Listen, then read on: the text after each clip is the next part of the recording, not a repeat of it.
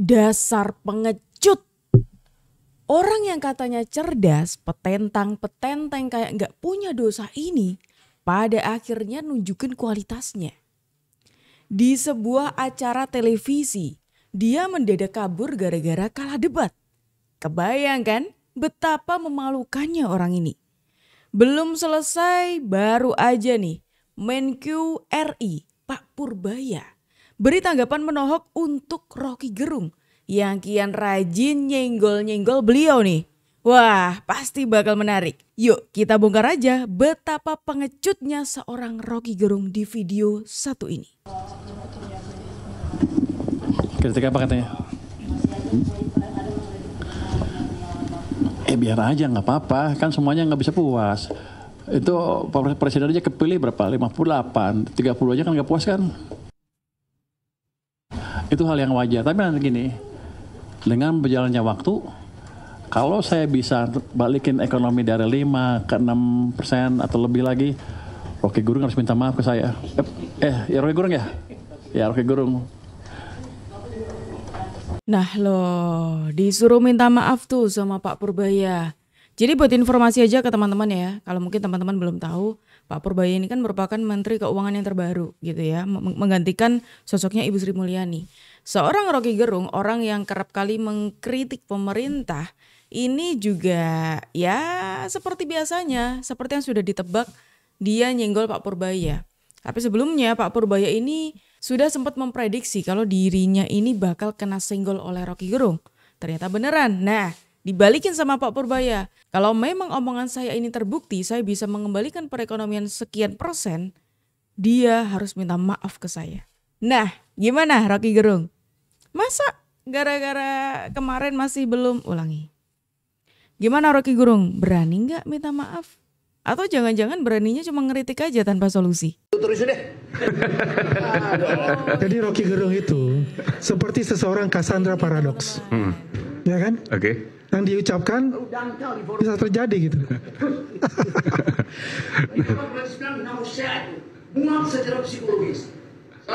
Waalaikumsalam warahmatullahi wabarakatuh. Bahwa Bung Rocky Gerung meninggalkan forum ini karena gagal membangun argumentasi dengan kami ya. Dan ketakutan Jokowi fobia itu yang ingin dilempar oleh Bung Rocky tadi, bahwa misalnya ada pasangan 2029 yang disiapkan, seorang Gibran akan berpasangan dengan Jokowi. Ini kan pembodohan publik ini. Sayangnya dia udah meninggalkan forum ini ya. Oh, ternyata yang sok petentang-petenteng, kritik sana sini, dia justru menunjukkan kualitasnya sendiri, teman-teman. Seberapa pengecutnya dia ketika dia ini seorang Rocky Gerung kalah debat, bukannya berusaha untuk memberikan argumen yang kuat, tapi dia itu justru kabur dari tempat duduknya. Dengan alasan, udah bahas aja sendiri kayak gitu. Oh, ternyata sepengecut itu ya Bung Rocky Gerung ya. Ketika disindir nggak mau, tapi ngerespon balik dengan narasi yang menjelekkan lawan bicaranya. Kemudian ketika kalah debat, Bung Rocky ini ngambek gitu. Keluar ruangan, nggak mau bahas lagi, minggat kayak gitu. Aduh, kok kayak anak kecil yang minta permen tapi nggak diturutin gitu ya. Ngambek kayak anak kecil loh. Pak Jokowi dibilang oleh Rocky Gerung nggak berprestasi tuh, ini prestasinya tuh. Kan itu saya mau ulangi sih yang dikatakan oleh Purbaya, karena itu contoh pertama ketika seseorang dapat kedudukan yang istimewa untuk menyelenggarakan republik, dia mulai dengan membela rejim sebelumnya. Ini udah kacau nih si Purbaya nih. Apalagi dia katakan, ya ini buktinya grafik ini tadinya buruk, tapi setelah diintervensi oleh Pak Jokowi melalui Purbaya jadi baik itu. Iya, setelah diintervensi, bukan karena diintervensi. Logikanya udah salah itu. Jadi sesuatu yang disebut kesalahan post hoc ergo propter hoc. Sesuatu yang terjadi setelah ini, setelah yang sebelumnya, seolah-olah disebabkan oleh itu. Banyak faktor yang menyebabkan. Jadi puji-pujian itu yang kemudian dikritik publik. Pak Purbaya nggak begitu cara berpikir logikanya tuh. Anda bilang setelah diintervensi maka membaik, tapi bukan karena diintervensi. Beda itu. Sesuatu yang terjadi secara serial berbeda dengan sesuatu yang terjadi karena sebab akibat, karena kausalitas. Jadi itu yang seringkali kita kritik. Ini darurat logika kita jangan. Darurat logika. Tadi Purbaya apa singkatnya? Perpanjangannya? Pura-pura? Ya pura-pura Banyak gaya. Pura-pura banyak gaya. Oke. Bilang pura-pura banyak gaya, tapi kira-kira yang banyak gaya siapa Bung Rocky? Sok petentang-petenteng, kritik sana sini, giliran kalah debat kabur. Kira-kira yang banyak gaya yang mana ya? Siapa ya? Yakin nih Pak Purbaya? Kok saya kayak melihat itu justru Bung Rocky ya? Yang mana Bung Rocky yang petentang-petentang seperti itu? Tapi buktinya mana? Rocky, lihat di sini ya. Bung, Dungu, yang Dungu di sini Dungu. Dari sini, Bung. Halo, Dungu. Halo. Oke, Dungunya di situ. Oke. Di sini ya. Ini pertanyaan terakhir ya. Setelah ini saya pulang. Oke, kepada Bung Rocky pada saat sekarang tentunya teman-teman Dungu. Halo. Oke, Dungunya di situ. Oke. Di sini ya. Ini pertanyaan terakhir ya. Setelah ini saya pulang. Tuh, denger sendiri ya. Bagaimana Bung Rocky ini menunjukkan dia kayak anak kecil. Anak kecil yang suka ngambek, anak kecil yang dikit-dikit kabur, dikit-dikit nangis, ngerengek gitu ya. Ini ketika mahasiswa manggil dia Dungu, dia nggak terima dengan mengatakan, oh ini pertanyaan terakhir ya, habis ini saya pulang. Bukannya Anda seringkali membawa istilah Dungu ini di panggung-panggung yang Anda berdiri di situ. Termasuk Anda mendungukan presiden ataupun pemerintah seperti itu. Oke, kepada Bung Rocky pada saat sekarang tentunya teman-teman sangat mengenal daripada sosok beliau ya kan? Oke, sangat mengenal daripada sosok beliau. Nah, ketika kita melihat daripada sosok beliau, dia memang pintar, tapi goblok memanfaatkan kepintarannya itu sendiri. Dengan apa? Dengan apa sih? Dengan apa? Dengan apa? Tentunya teman-teman tidak akan liar dari perkataan sopan santun itu bahasa tubuh.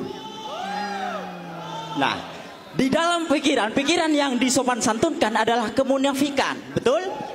Nah, pas nyampe sini Rocky Gerung ya, itu dungunya sudah mulai nampak merusak esensi daripada acara ini. Rocky, Nah kan, kena sentil sama mahasiswa. Dan menariknya teman-teman kalau kita bicara soal Rocky Gerung yang semakin menunjukkan bagaimana kualitasnya yang ternyata sebagai seorang yang pengecut. Ini juga ada nih beberapa nama yang juga saya menilai mereka ini orang yang pengecut. Seperti salah satunya ada. Saya nggak rela orang Indonesia dibohongi orang nggak logis ini. Kalau manusia seperti ini, SMA kok disalahkan universitas.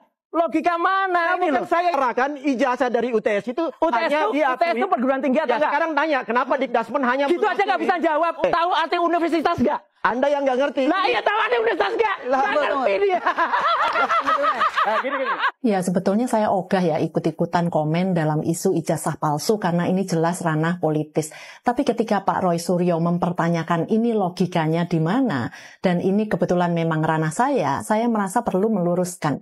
Karena penyesatan yang dikampanyekan terus-terusan itu lama-lama menjadi seolah kebenaran. Saya sudah 24 tahun berkecimpung di dunia pendidikan internasional dan saat ini menjadi penasehat senior pendidikan lintas negara atau istilahnya transnational education. Sebelumnya saya juga pernah bekerja 9 tahun di Universitas Australia.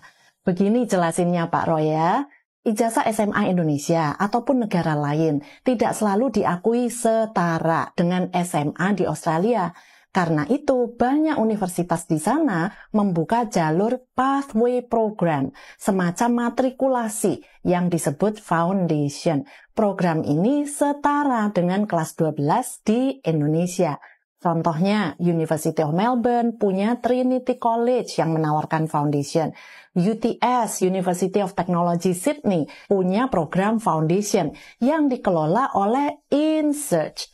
InSearch memang bukan universitas, tapi pathway menuju universitas. Dalam praktiknya, banyak siswa Indonesia yang bahkan selesai kelas 11 itu langsung berangkat ke InSearch.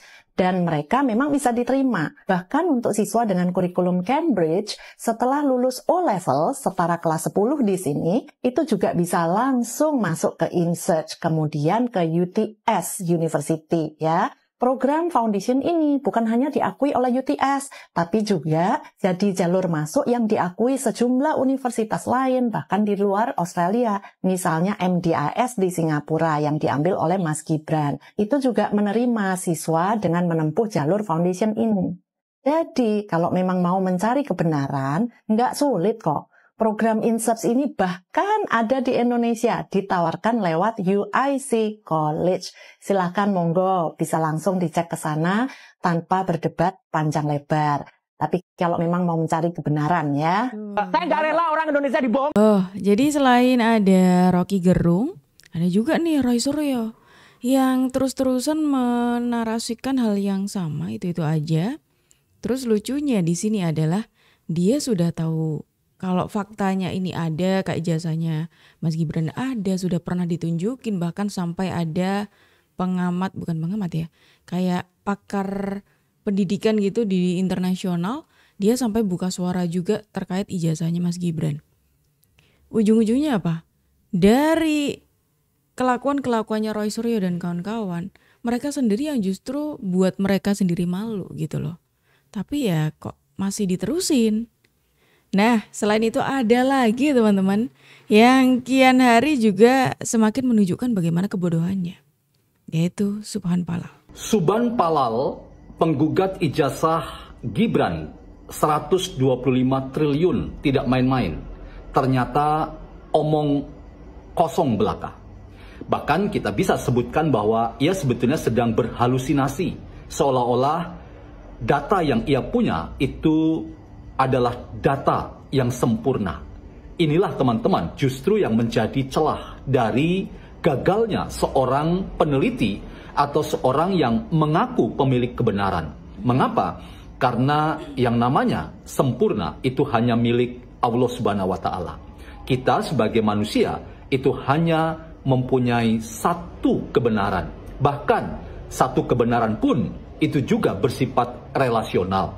Kita tidak punya data yang bersifat valid atau sempurna yang berdiri sendiri. Selalu saja kita disupport, didukung oleh mereka-mereka yang merupakan bagian dari kebenaran yang kita miliki.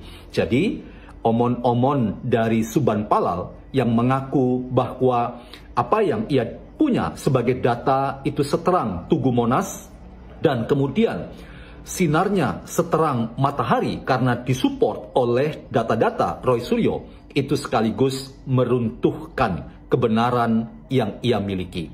Jadi seorang yang punya kebenaran itu sebetulnya tidak pernah arogan. Justru arogansi kebenaran itu adalah bagian dari cara seseorang meruntuhkan keyakinan yang ia miliki sendiri. Jadi saya ingin menjadikan arogansi kebenaran Subhan Palal itu sebagai bagian dari kekalahan telak yang ia akan hadapi dan ia akan rasakan. Kita akan jadikan arogansi kebenaran seorang Subhan Palal sebagai titik tolak kita diskusi, sebagai salah satu alternatif dalam rangka kita membingkai Indonesia yang optimis bukan pesimis, dan kita ingin bersama-sama menghantar Indonesia keluar dari problem politik fitnah dan politik kebencian. Bukan itu masa depan Indonesia. Indonesia itu membutuhkan partisipasi kita agar Indonesia yang terang benderang, karena optimisme kita itu menghantar kita menjadi negara yang mampu diperhitungkan di tingkat kawasan maupun di tingkat global. Sekali lagi, kita akan nonton potongan video pendek pernyataan Subhan Palal yang omon-omon sesumbar tentang kebenaran. Itulah runtuhnya arogansi kebenaran seorang Subhan Palal. Tuh, ini ada orang nih yang memaparkan bagaimana arogansinya Subhan Palal yang sama-sama menyerang sama seperti Roy Suryo. Itu justru semakin menunjukkan bagaimana titik dia jatuh. Nyungsepnya dia tuh di situ gitu loh teman-teman. Makanya tadi saya bilang kan, ini satu persatu orang yang gak jelas, yang suka kritik tanpa solusi, ini tuh kian menemui karmanya masing-masing. Rocky Gerung dengan tadi pukulan telak dari Purbaya. Terus kemudian ada Roy Suryo yang mana dapat tanggapan langsung dari seorang yang terjun di dunia pendidikan internasional, bahkan memberikan fakta mengenai pendidikan di Singapura, mengenai ijazahnya Mas Gibran. Ada lagi Subhan Palal yang bahkan ini kan Subhan Palal ini kan menggugat ijazahnya Mas Gibran. Tapi apa? Dia justru menunjukkan kekalahan-kekalahannya.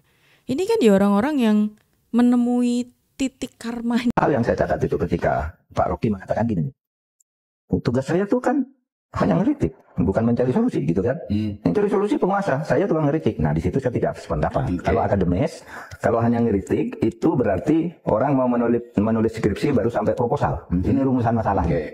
Tidak ada peta jalannya. Karena kalau Anda katakan ini, saya ngeritik gini, terus apa jalan keluarnya? Anda cari dong. Nah, kalau begitu semua orang bisa. Tapi tadi saya komentar baliknya bahwa saya mengkritik Pak Jokowi atau kabinet itu bukan dalam kapasitas sebagai akademisi itu. Saya mempergunakan argumen akademisi, tapi sebagai subjek saya warga negara.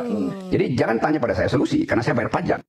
Terus dengan, ini alasan nggak logis sekali loh ya. Logikanya saja, setiap kritik itu butuh solusi, ya kan? Kalau memang Anda itu seorang akademisi, Anda harusnya tahu kritik yang bagus adalah kritik yang ada solusinya. Nah kalau Anda cuma mengkritik doang, semua orang bisa. Tanpa perlu seorang akademisi, orang bisa mengkritik. Iya kan? Ini nih yang membuat saya jadi berpikir, misalkan kalian masih ingat kan masalah ijazahnya Pak Jokowi ini kan, Pak Jokowi diminta disudutkan untuk menunjukkan ijazahnya. Saya jadi berpikiran seperti ini. Kalau nanti ijazahnya Pak Jokowi beneran ditunjukin, kayaknya endingnya bakal sama kayak ijazahnya Mas Gibran.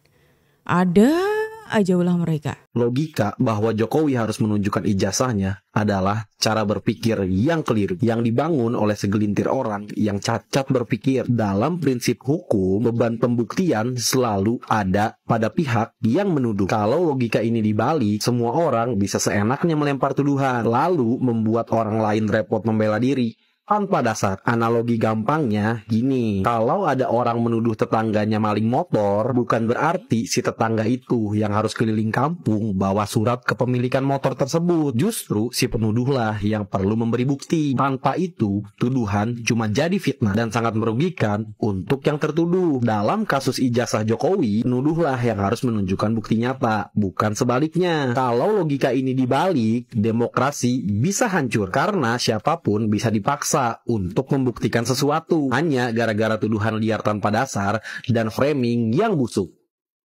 Ya dia harus mundur, maksul dong dia sesuai dengan undang-undang yang ada pada presiden dan wakil presiden gitu.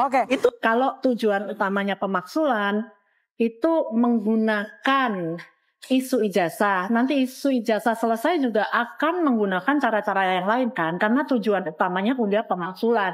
Mau pakai cara apa. Jadi percuma juga untuk dijelaskan ijazah S1 nanti dibahas SMA. SMA udah diselesaikan nanti SMP, SD gitu. Nah itu makanya kenapa saya nggak ngikutin beritanya. Jadi sekali saya udah ngerasa tujuannya begini dan cara-caranya nggak benar, untuk apa juga dibaca dan diikutin. Berpendidikan paling rendah tamat sekolah menengah atas. Madrasah aliyah. Sekolah menengah kejuruan. Madrasah aliyah kejuruan atau sekolah lain yang sederajat. Minimal SMA, minimal SMA. Kalau orang sudah punya S1, itu lebih tinggi atau lebih rendah dari SMA? Lebih tinggi. Kalau sudah punya yang lebih tinggi, untuk apa lagi dibahas yang lebih rendah? Jadi kalaupun mau disetarakan, dianggap setara atau enggak, yang disetarakan kan S1-nya. Ya dia harus mundur. Ini loh, ini yang seringkali hal ini tuh sebenarnya hal yang sederhana banget, tapi kayaknya mereka nggak nyampe mikir ke sana. Iya kan, kalau kita bicara soal ijazah seperti yang dikatakan oleh Bu Inalim tadi. Ijazahnya awalnya dipermasalahkan ijazah sarjana. Kelihatan ijazah sarjana udah mentok nih, nggak bisa ibaratnya sudah terbukti nih kalau ijazahnya asli, kemudian yang dipermasalahkan ijazah SMA-nya. Logika saja, kalau sudah S1, masa iya ijazah SMA-nya nggak ada? Kan tetap butuh ijazah SMA kan? kok gak nyampe ke sana ya mikirnya. Atau memang jangan-jangan memang sengaja ya.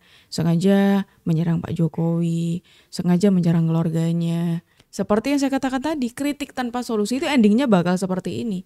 Nyungsep mereka. Bakal kelihatan seberapa pengecutnya mereka. Kita asik masih berbicara soal ijazah yang menurut saya sangat tidak relevan untuk dibicarakan oleh seorang intelektual di Republik ini. Apa sih ijazah itu? Saya pun nggak tahu ijazah saya di mana saya taruh. Dan saya pikir tidak relevan. Yang paling relevan itu apa yang kau berikan, kontribusikan pada negara ini. Kau tanya pada dirimu apa yang sudah kau berikan pada negara ini.